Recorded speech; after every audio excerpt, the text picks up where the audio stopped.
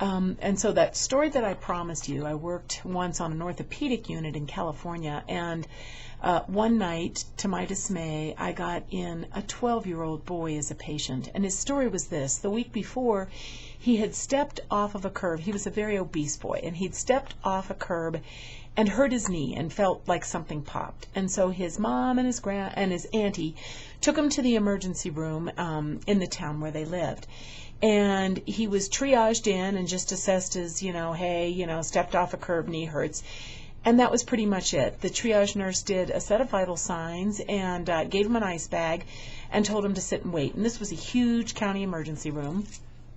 And the wait in this emergency room was often hours to be seen. Well, the mom and the auntie were very upset about the long wait because it turns out they had a pretty good booze party that they wanted to be at. So they started to get irate. They were harassing the triage nurse. And finally, this 12-year-old boy just said, it's really okay. My leg feels better. Let's just go. He couldn't handle the hassle of mom and auntie getting all upset. And so they left.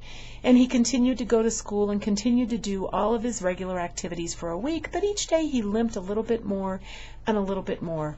And finally one day he was dragging that leg.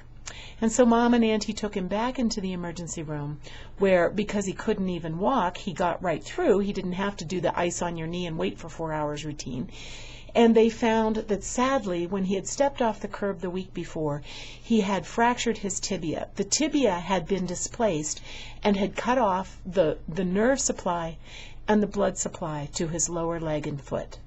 And when I saw him, it was as a post-op amputation. Here was a 12-year-old boy who lost his leg because a triage nurse hadn't checked to see if the circulation and the nerve supply to his foot was intact. So please, please, please, always, with any injury to an extremity, always assess the circulatory supply, the sensory nerves for both sensation and movement distal to the site of injury.